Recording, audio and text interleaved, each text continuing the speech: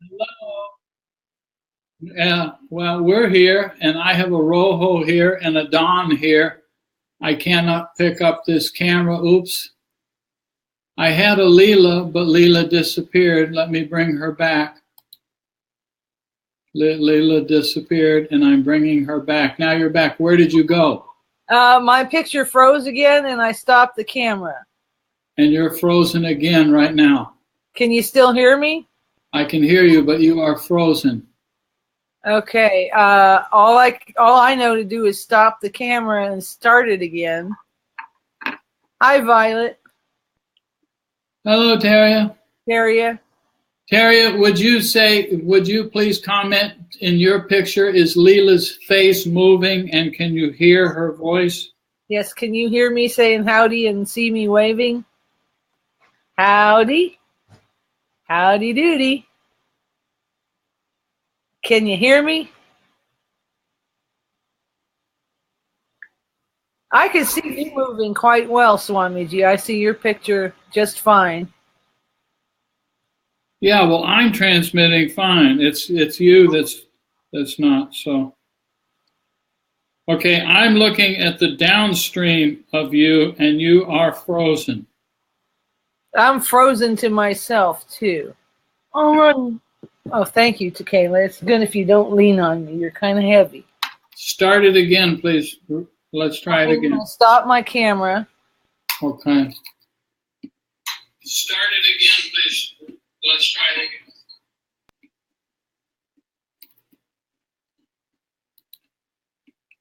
again. Hello. Hello. I don't know how long this is going to last. I don't know either. I a few days ago upgraded the operating system on the Mac. Yeah, but for this, what usually you need to do before we start one of these is restart your computer and restart Chrome browser. I opened up from a complete shutdown, from turning it all the way off, from having everything off. Did you refresh your browser? The browser wasn't on. I turned it on. You did not refresh your browser. What do you mean refresh my browser? I opened it. The Mac, it's Command R is refresh. Or so under File, you open File tab and it's restart. Open File tab? I'm lost. I don't know. Open File tab is kind of... Do you have a Command key on your computer?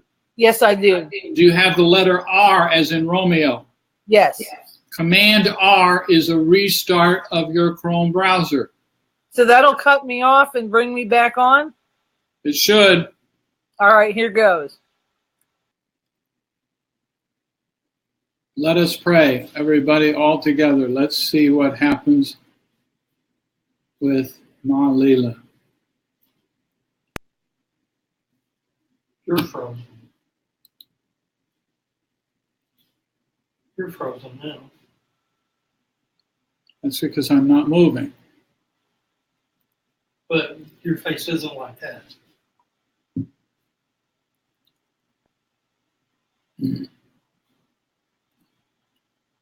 Okay. She's still frozen. We're both moving, and we're both audio. It's working on this. I don't know why it's not working on yours. Huh.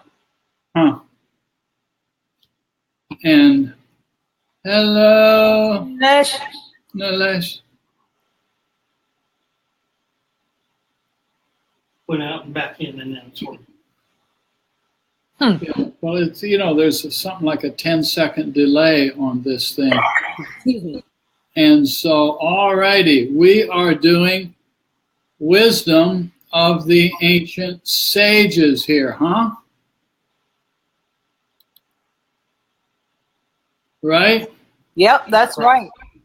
And I see we're on verse 6. That's where we are. Just as the spokes of a chariot wheel come together in its hub, all the nadis, energy channels, in the human body meet in the heart, where he moves while manifesting in various ways. Meditate on Om, which is one with the self. May you reach the other shore beyond all darkness. Om Tat Sat. This verse is very interesting and profound. After explaining the deeper meaning of the syllable Om and I suppose you want me to show you the rest of it, huh? well, we could like sit in anticipation. We can sit in the silence after the Om. The methods of contemplation and meditation. The scriptures say that Atman becomes manifold within the cave of the heart. Within the cave of the heart. If you visit a Shiva temple, it's interesting to note that the temple is actually a symbolic representation of the heart. Within the four chambers, there is a lingam on which the nectar constantly drips, making the sound lub-dub, lub-dub, lub-dub, which is similar to the sound of a heartbeat. Lub-dub, Lub-dub, lub-dub. dup-dup, dup-dup, dup-dup, dup-dup. In the human body, if this sound decreases or increases, it denotes that there is something wrong in the city of life. Hi, Roseanne. Hi! Hari Om, Raj. Hari Om Tat Sat, Hari Om Tat Sat, Hari Om Tat Sat, Hari Om Wow. Tat Sat. Wow. The preacher is back. The preacher is back. If the functioning of the heart is not properly regulated, death may result. Uh-oh. Uh-oh. The arteries and veins meet in the hub of the body, the heart. They do their respective job of nourishing and purifying the heart. Hi, Gurvinder. Hi, Gurvinder. Meditation on the inner hub, which is Om, leads the student to an entirely new experience, crossing the mire of darkness. That's kind of feels like crossing through some deep swamp in the middle of a new moonless night. Yeah. You know, and it's like your feet are sticking in it. And it's just, and you can't see anything. Yogic science explains it in a precise manner. The Anahata chakra, the heart center, has its location between the upper and lower hemispheres of the body, each of which contain 3 chakras. Practices involving Anahata chakra are always recommended to control bhava, which means to balance the emotional life as well as the problem of inertia or sleep. If the beginner is not yet competent to meditate on this chakra, he experiences sleep-like inertia or dozes.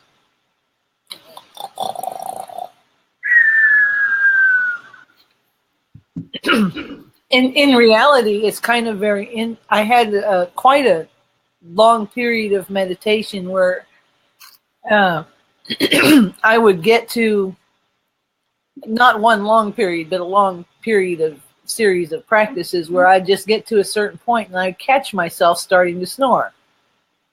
Uh-huh. I was aware and awake, but I also was aware that the thoughts were starting to run into more like a dreamlike state. And I would notice it was kind of getting away from my awareness. Everything was kind of slipping into that sleep. And there would be a kind of snoring noise. And I'd be like, uh-oh, that's not where I want to go. Come back, mind. Uh-huh. Kayla's snoring here. In verse 6, the preceptor inspires the meditator because he is qualified for the attainment of knowledge that will help him to cross the sea of darkness. Verse 7, he is omniscient, knows everything, and the source of all sciences. Means he's a know-it-all. The real know-it-all. The capital R real know-it-all. Huh? It is through his greatness that order is established on the earth. In the celestial realm of Brahman, in the eternal space of the heart, this Atman alone resides, manifesting in the form of mind, prana, guides the functions of the body. While seated in the heart, he pervades the whole body by attaining the knowledge of that blissful and immutable Purusha. The knowers of truth see all that shines. Doesn't that sound wonderful? Yeah. This verse describes... Hi to Kayla. Roseanne says hi to Kayla. You can see Roseanne's picture there. Oops, Roseanne's picture went away. I'll give you her little picture there back. There it is. Now you can see Roseanne's picture. This verse describes the deeper significance on meditation on the Anahat chakra. The inner dweller, Atman, the knower of all, is a splendid glory in the world. He is all-wise and dwells in the space that is the abode of Brahman. It is the very source from which emanate all the forms in the mind, and it is this which makes the body and senses function. His living presence is found inside the heart. Hi, Jean. That which shines as the immortal Atman, the wise behold as the same self of all. The same self of all. That means everybody, ain't nobody excluded. Uh-huh. Thanks, Ro. The Anahata chakra is also called Brahmapuri. This is not a reference to the physical heart. The physical heart itself is governed by the subtler power that dwells in the Anahata chakra, situated in the center between the two breasts. The preceptor instructs his disciples to meditate on the center of the luminous lotus, where the eternal jewel resides with all its beauty and grandeur. The light of that immortal jewel has no haziness, and a clouded mind is not able to visualize the light that permanently resides in the center of the lotus, in the inner chamber of the human being. The Upanishads are expressed in a precise, poetic, and symbolic language. It becomes the duty of the teacher to first have the practical knowledge of the methods of meditation, and then to teach the student the practical lessons imparted by these verses.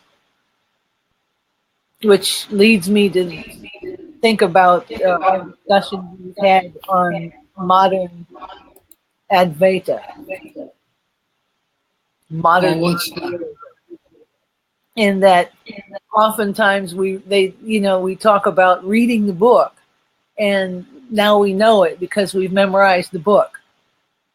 And here Swami Rama is saying it's better to have the practical methods of meditation and have that direct experience, and then look at the book with your teacher. And yet maybe we can explore the book in a practical way and get something out of it, maybe. True that too. And the teacher isn't necessarily an external teacher when we read that book. Yeah, there you go. So yeah, it just gives me a signal about reading those books. It's good to know and have a little bit of direct experience. Yeah. When the aspirant attains clarity of mind, then such a mind can clearly visualize the self-illumined Brahman residing in Brahmapuri, the city of Brahman. The city of Brahman is like a fortress. It is the city of life. The five tattvas, earth, water, fire, air, and space, make a strong external outermost wall of this city of life. An inner wall is created by the senses.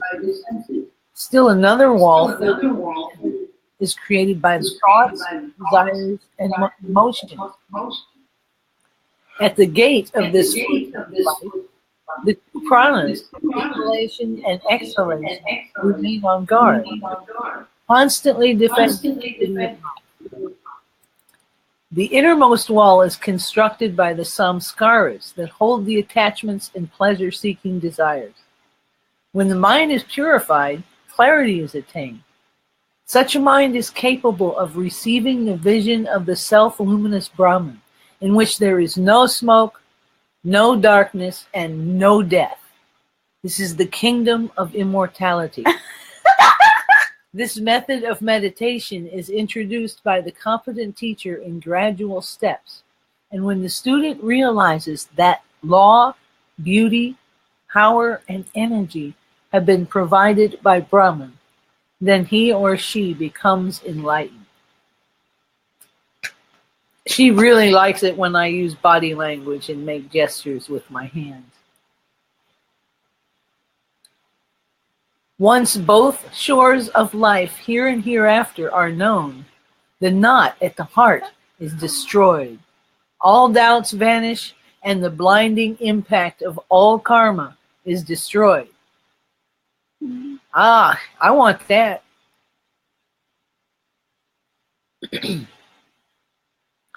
For the aspirant who realizes the immutable Brahman in both the high and low, all the knots of ignorance are destroyed. All doubts vanish, and he is free. Free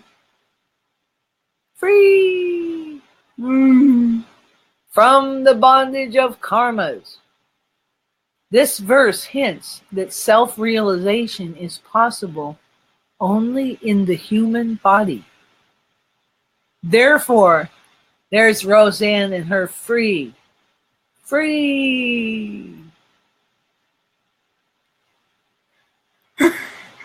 Self-realization is possible only in the human body. Therefore, when one possesses a human body, complete with breath, mind, and individual soul, one's called a person. Such a golden opportunity should not be wasted, but utilized for self-realization. Hridaya Granthi means the knot of ignorance. When that knot of ignorance is destroyed, then all doubts automatically vanish. Because of their clouded minds, ordinary human beings remain in doubt regarding the ultimate nature of things. But when doubt is dispelled, enlightenment dawns. The knot of ignorance and the knot of karma compose the nature of avidya, which has given pure Atman the status of Jivatman. The student should understand three aspects of karma, or three effects of karma: Prarabdha, Sanchita, and Agaman. Prarabdha refers to the results of karmas that one has already performed. Such actions begin to germinate, bearing fruits in this lifetime. Sanchita refers to those which are stored for the future, while those coming into fruition in future lives are classified as Agaman. This can be better understood with the help of an illustration. An archer has a bow and arrow in his possession. The arrows he has already released are called Prarabdha karma. The arrows which remain in his hand to be shot are called Sanchita karma. and those arrows which remain in the quiver for the future are called agamin. As a matter of fact, unless Atman is realized by the aspirant, the law of karma creates a whirlpool for the human being. After realization, the present and future karmas and their binding effects are destroyed. Destroyed. See, there is something good about destruction in it. But the past karmas and their fruits, until they are exhausted either through enjoyment or through suffering in the present life, do affect even realized ones. Unless the prarabdha, past karmas and their effects are exhausted, total freedom is impossible. I like that Roseanne's Free is still up. Renunciates say, however, that even the effects of past karmas can be destroyed by lighting the fire of knowledge. It's still a matter of debate to some. All y'all, that's right. But the law of karma seems to be inevitable. Of course, those who are realized attain a serene and unaffected state of being, like the lotus in the water. So hum, so what? So hum, so what? I'm going to keep doing it. Just going to keep doing the same thing over and over again. Keep doing the meditation, contemplation. The karmas come, so hum, so what? Then they go. In the innermost golden sheath resides pure and perfect Brahman. Knowers of Atman realize this as the brightest of all bright lights. This verse says that self-illumined Brahman is the highest golden sheath. It is pure, the most brilliant of all brilliances. The yogic description is given briefly in this verse. There are 5 sheaths or koshas that cover the effulgent Brahman or Atman. These koshas are Annamaya, Pranamaya, Manomaya, and Vijnanamaya. The 5th is Anandamaya, the blissful sheath. From behind the glittering curtain of Anandamaya kosha peeks the great majesty full of brilliance. The indivisible Brahman, which is completely free, free from all taint of ignorance. Just as a sword is encased in a sheath, so does Atman, the immortal jewel, the fountainhead of beauty, light, and life, reside in the golden bliss sheath. The wise know that he is the real self, the self of all. That would be all y'all.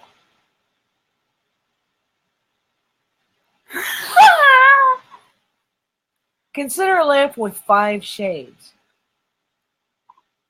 The light that shines through these 5 coverings is very dim.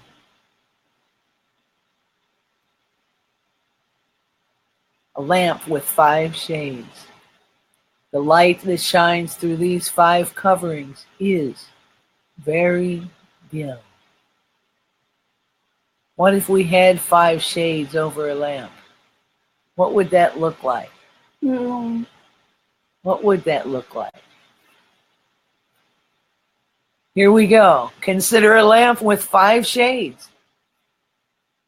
The light that shines through these 5 coverings is very dim. But when we learn to take off all the sheaths, or find a way of penetrating all of the sheaths, then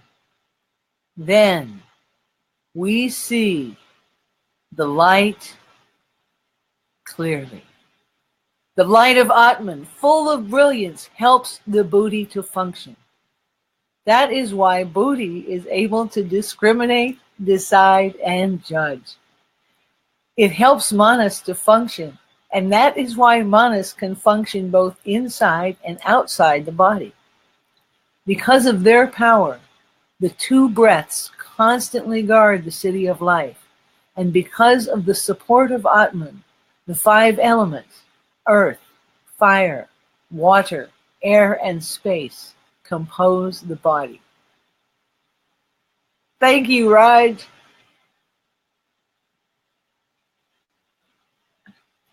Yeah, I like want to high five Swamiji for that one. That was like, we pulled that one off, didn't we?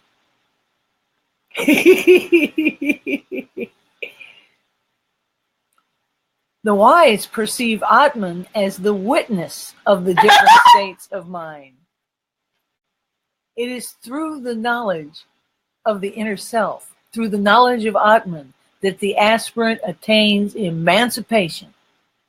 But emancipation cannot be attained by the study of subjects related to the external world or its objects. Algebra ain't going to help me here. It's a good thing because I'm not good at algebra anyway. Verse 10. In the realm of Brahman, neither the sun, stars, moon, nor lightning shine, not to speak of worldly fire. It is only when he shines that all these others may shine. It is through his light that this whole universe is illumined. As we've already indicated, there are innumerable galaxies, and every galaxy has a solar system. In our solar system, the sun shines because of the power of Brahman. The shining power is not the sun's own inherent quality. The innermost Atman shines through all beings and smiles through all faces. Smile.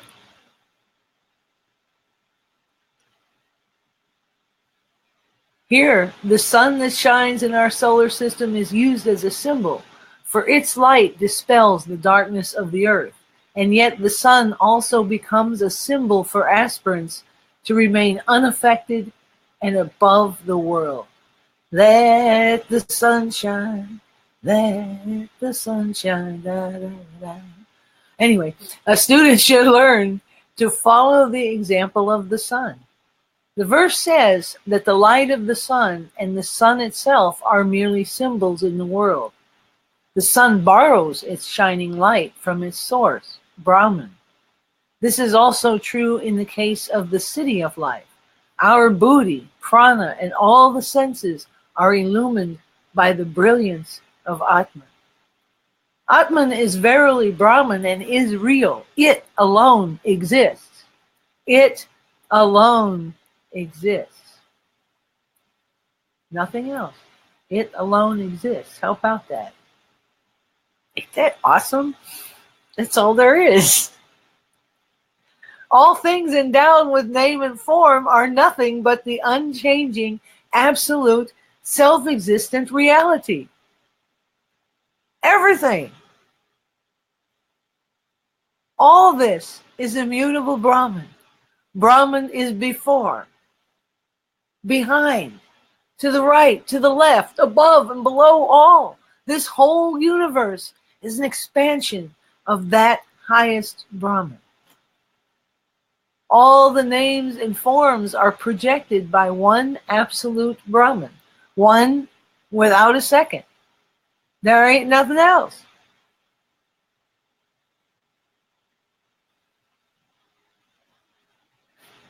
Even little old you, that's right. Manifestation exists because of the existence of Brahman. The ignorant experience various names and forms, forgetting the existence of Atman or Brahman. This delusion is created by the individual mind and body. Light and darkness, birth and death, and all the other pairs of opposites, such as joy and sorrow, are the result of ignorance. Our cups ain't clear.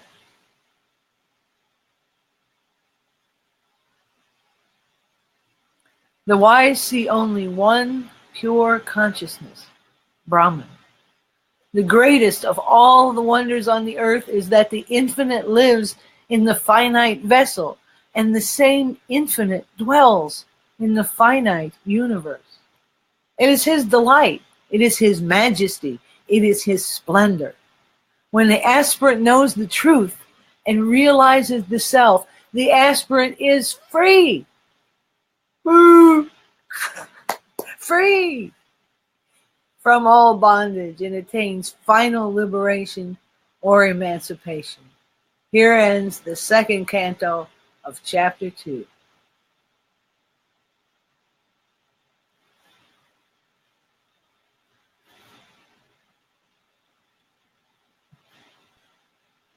And it's only 4:30.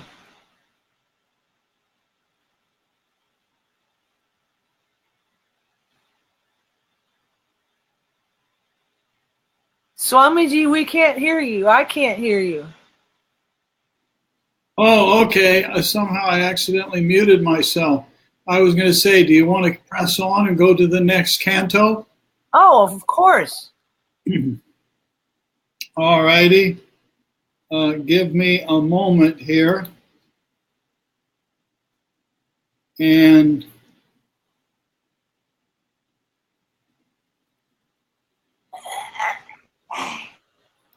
all righty.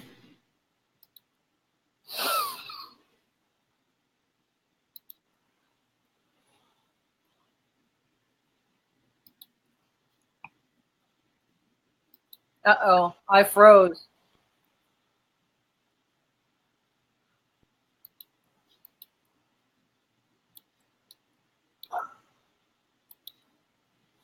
Can you still hear me? I can hear you, yes. Maybe I should do that Command R thing, and I think Raj had something coming up. A question. All righty, so let's see. Whoops, she went away, but she will be right back. So here, you got me. Da-dum, da-dum, dum, dum, dum, dum, dum, dum, dum, dum, dum, dum, da-dum, da-dum, dum, dum. Oops, let me bring her back. All righty, little technical moment here. There she is. Okay, now you're back. And there we go. Chapter 3, Canto 1. I don't hear you, Leela.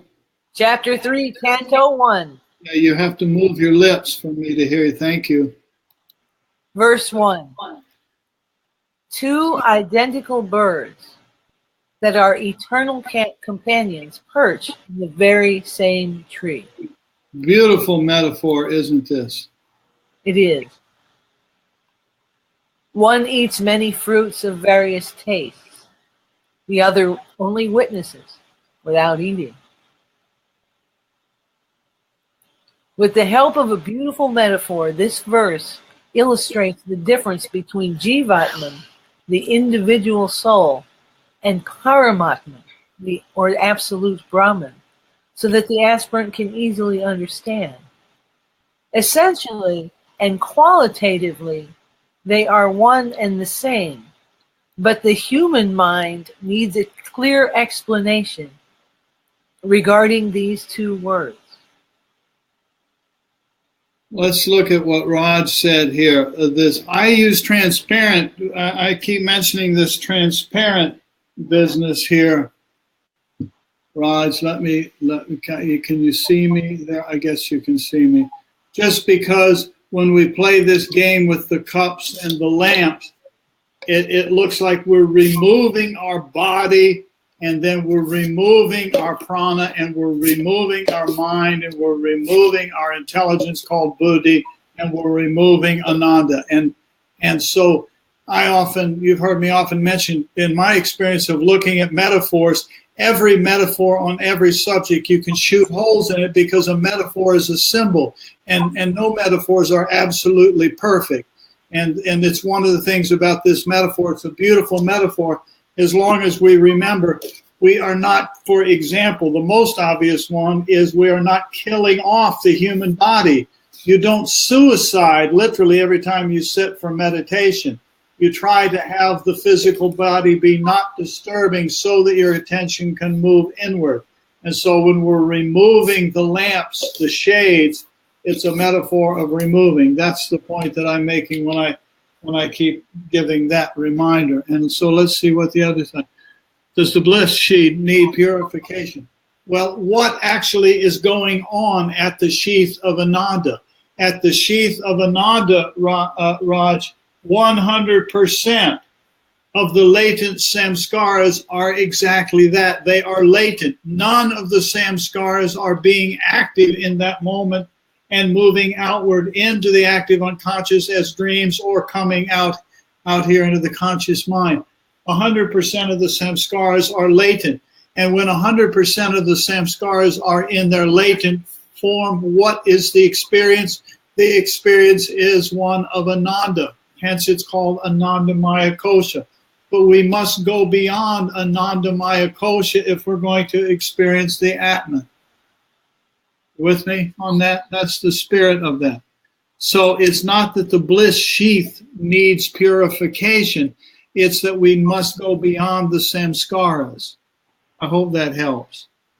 I suppose you could use language that says we're purifying the Anandamaya Kosha.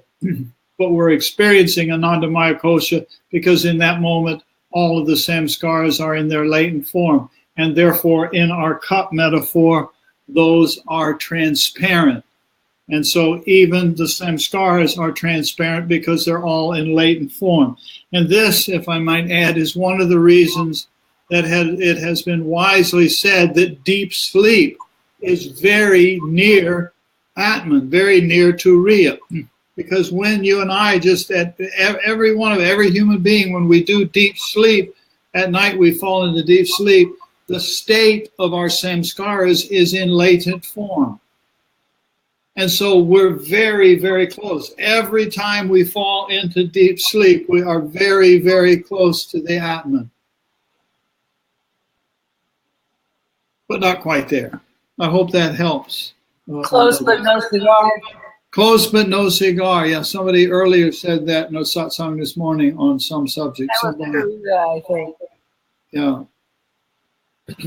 She has such a lovely sense of humor. Who? Taria. Oh, yeah, she does, indeed, yeah. Yes, yeah, okay, there's her little old me and there's her me. So you ready to carry on there? That's right. So essentially and qualitatively, the individual soul, Jivatman and Paramatman, absolute Brahman, are one and the same, but the human mind needs a clear explanation regarding these two words. The verse describes two birds that have beautiful wings.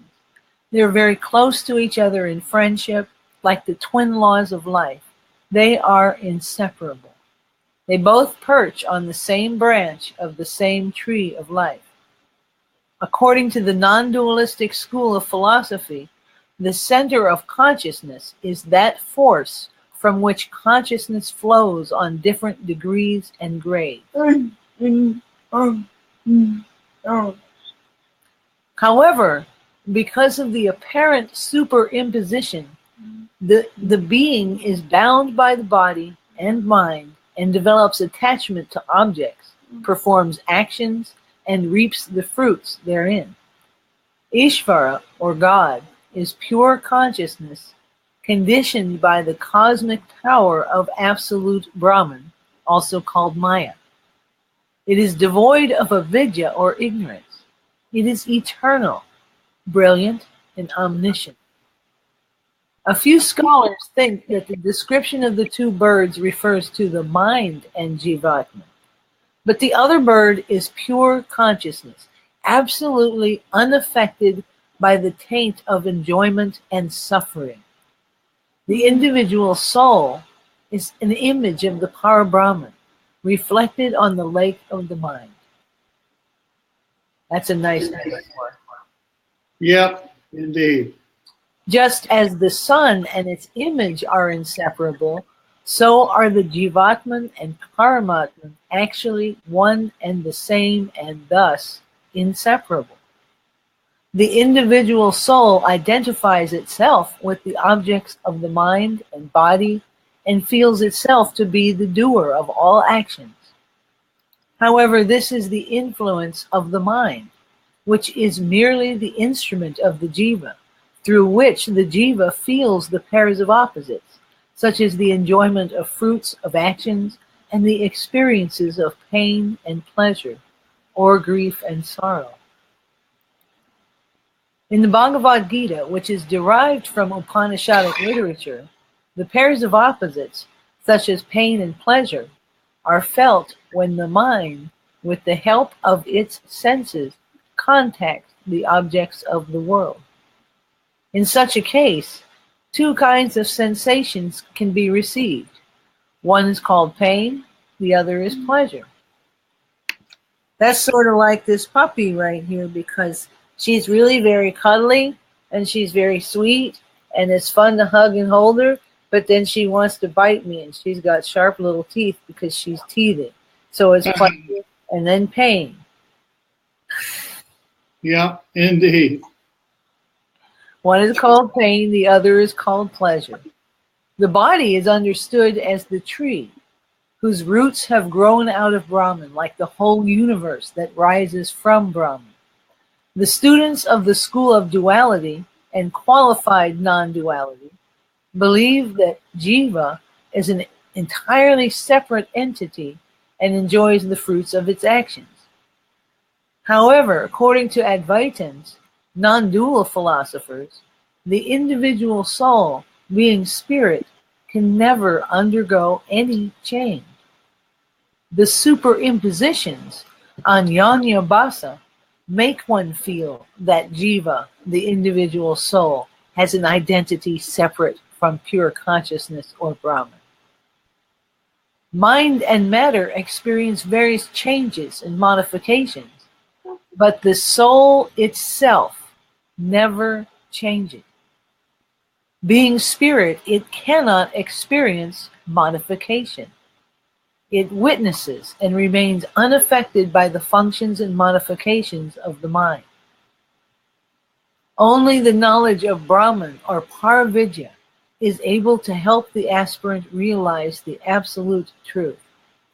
This knowledge destroys the superimpositions on reality with the help of practical disciplines, as is explained in previous chapters by the metaphor of the bow, an arrow, and the target.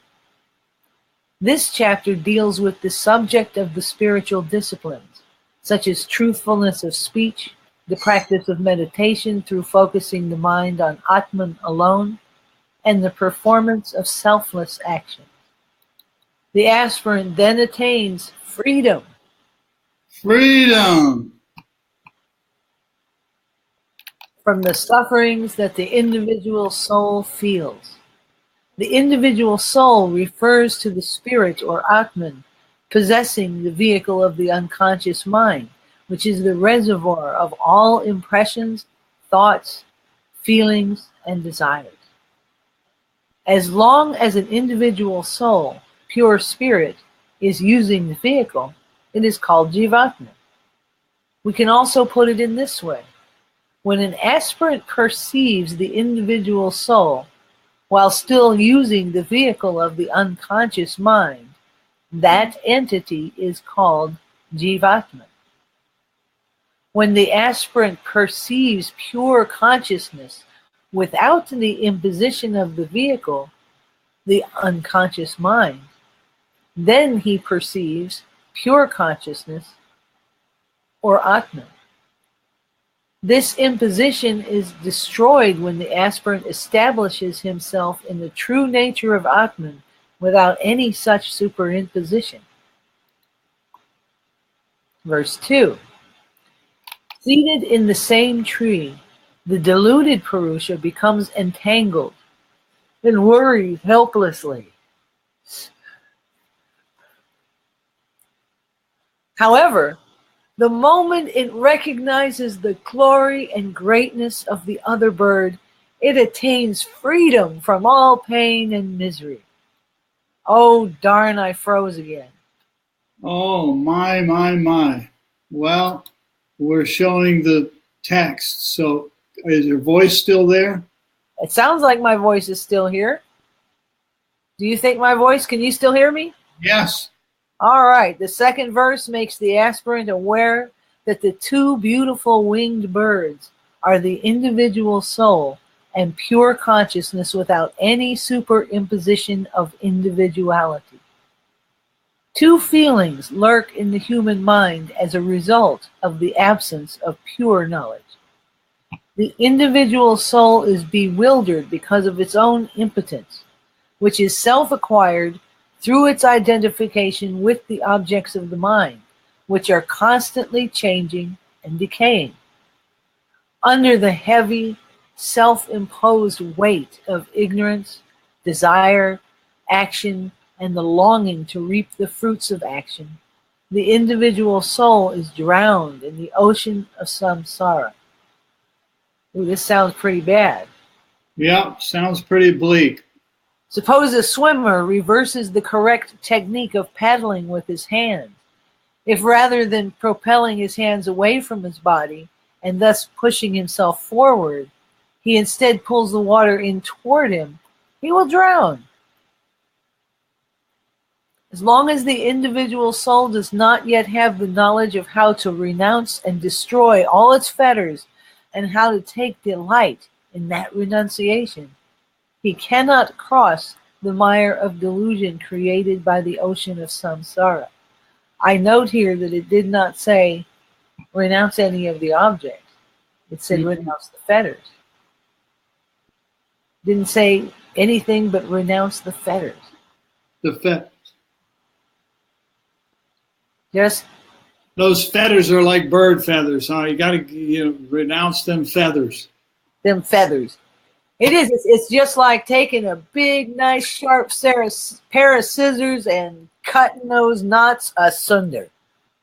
Cut them asunder. Yeah. There you go. When the same swimmer or aspirant knows and practices the techniques of Tyaga and Vairagya, he gains freedom. Freedom from the fetters created by the superimpositions of his own creation. False identifications change a personality. The word personality comes from the root persona, a Greek word meaning a mask and the process of playing a role in the theater. These masks create different personalities. An individual soul wears a particular mask according to its predispositions and then regards itself as a son, grandson, wife, husband, or friend.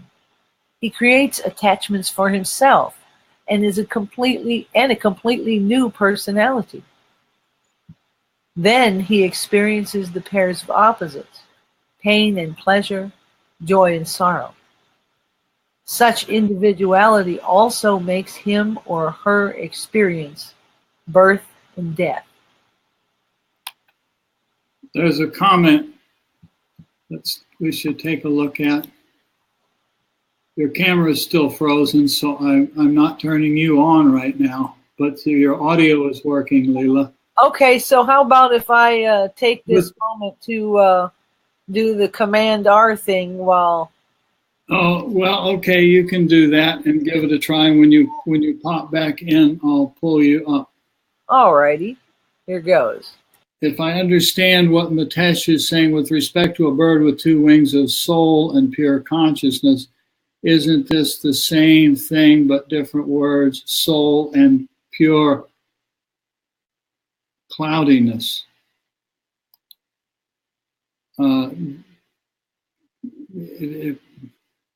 If by soul you mean pure consciousness, then yes. Then that's a fair comment. All right, so there, let's see. And we're back. Okay, I think that's where we are. Does that help? I wasn't entirely clear on the way you were posing that question, Mitesh. pure consciousness. 2 wings, soul, you know, the level of soul that has to do with engaging in the world is one of the birds. And he's looking out.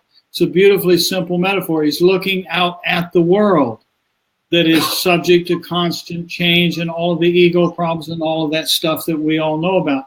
Because most of us, most of the time, are operating from that bird. The other bird is the pure consciousness. And it is simply not entangled in all of that. That's the principle. And so is it the same but different words as soul and pure cloudiness? Well, yes, if by soul you are meaning Atman. Remember, one of the difficult things is the English language word soul. That's where we get into trouble. Because when you take the word Atman and you translate it into English, we do not, in English language, mostly in our philosophies and religions, we don't have this discernment. So when we take the word Atman and we look around for a word in English, we come up with the word soul. When you take the word Jiva or Jivatman and you shop around the English language, again, because we don't have the two concepts, we look for a word for Jiva. In English, we come up with soul. And we've just gotten ourselves very confused, as if soul, as if Atman and Jivatman are the same, and they are not. Jivatman is this consciousness operating in conjunction with the samskaras. So these two units work together, and that's called Jivatman, or simply Jiva. And this is called Atman. This is standing alone. This is Atman, and this is Jivatman. And so the metaphor is of this is one bird, and this is another bird. This bird operating out here keeps looking at the world. This bird here is not looking at the world out here. I hope that helps, Mitesh. Consciousness, and there's another tricky word. We're just stuck with these difficulties. Yep, you're back, Leela. Let's get a Leela waving at us, okay? I hope that helps, Mitesh. There's a Leela waving. There's a Leela waving. Okay, you ready to carry on here? Indeed. Where were you? Such individuality also makes him or her experience birth and death. When, with the help of spiritual disciplines, the aspirant realizes that all these relationships in the external world are self-created and reestablishes himself in his true nature, he attains freedom. Freedom. There you go. The individual soul creates the whirlpool for himself, as well as the numerous troubles and perplexities in external life, which are actually the faces of ignorance.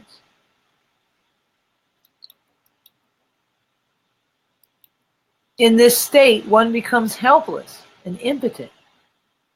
One loses self-confidence, and although he has every possible power and means, he feels that he is powerless and experiences a series of self-condemning thoughts. When an aspirant analyzes and distills the whole philosophy of life, he finds that his suffering is due to Maya, under whose influence he has forgotten his true nature and has begun identifying himself with the objects of the world. Oh, drat. There we go again. There we go again. I am my car. No, wait a minute. I'm a tomato. I'm a table.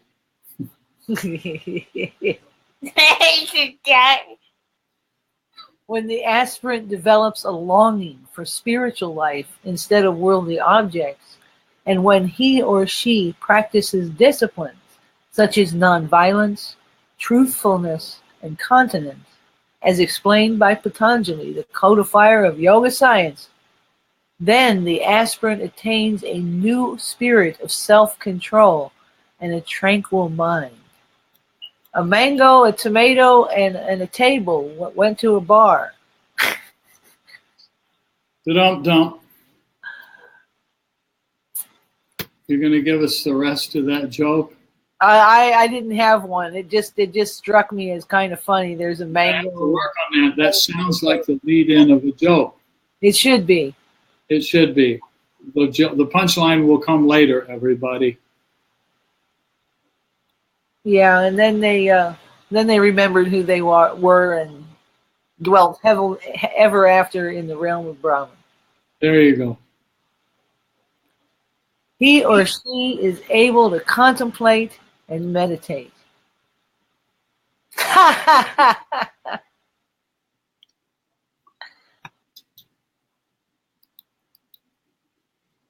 Well, I don't know what that means, huh? Yeah, gosh, if Raj is a mango, you're in trouble. Oh, that's what that is? Uh-huh. Yeah, Swami J likes to eat mangoes, right? Yeah. Uh-oh. Those are pretty good. But I know Raj is really not a mango. He's the mango delivery man. Aha, another false. So the wisdom of that is don't eat the hand that brings you mangoes. Yes, indeed. Don't take on the identity of a mango. And don't take on the identity of a mango. Or you will get eaten up. Don't be a mango, Raj. Oh, I don't know. What is a mango delivery person? There we go. There's another false identity, and you must deliver the mangoes, or there will be disappointment. Yeah, but it's not mango season right now. So what to do? Uh-oh. But there it is. Great wisdom. Resides in the human body, remains unaffected by grief and sorrow, pain and pleasure, hunger and thirst, and old age and death. All these changes are deep-rooted habits of the body and not of the inner dweller. Remember back in the last canto when we were talking about that Atman deep within the chamber of the Anahata chakra, the heart of hearts, the heart. There's the dweller again. When the aspirant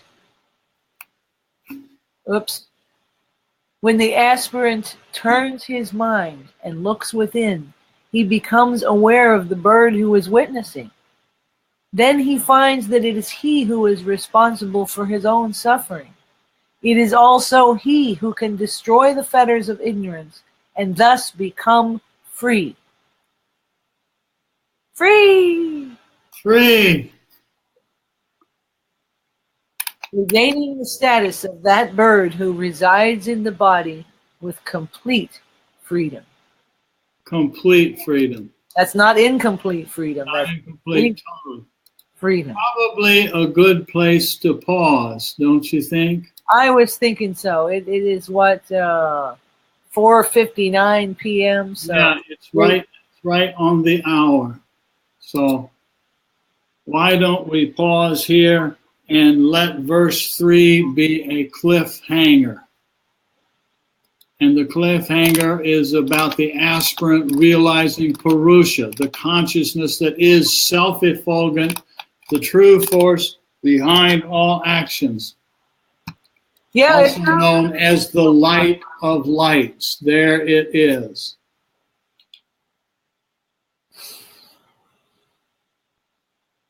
I am the keeper of light. Means I'm Guru. Guru means darkness. Ru means light. Guru is the light that dispels the darkness of ignorance. There you go. Can't you feel it dispelling all your darkness? Absolutely. You got to have a sense of humor over this stuff. So we'll pause there. Thank you very much, Preacher Leela. 5 o'clock. Well, thank you for having me. Thank you for playing. Thank you, everybody, for joining in and playing. Let Terria Violet have the last word there. And the last word is free. Hold the puppy dog up a little higher.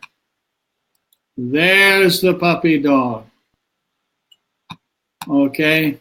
All righty. And there's Tequila. Yeah, coming closer. There we go. There we go. All righty. Bye, y'all. Okay. Bye-bye. Remember, The silence after the Om over here, that's what we're looking for. I'll put this here just to make sure that everybody knows. Om, Tat Sat. That's what we're looking for, okay? Hi, Rob. Nice to see you pop in. Thanks for playing. Hi, Rob. Hello. And we are free. Ah. Okay, see you later. More to come in coming days. The story just keeps unfolding, doesn't it? And of course, Atman and Brahman are always the same and all that kind of good stuff, okay? Okay. Bye-bye. Or to borrow what the Dutchies say, dooey dooey. Or Harry Om. Harry Om. Harry Om.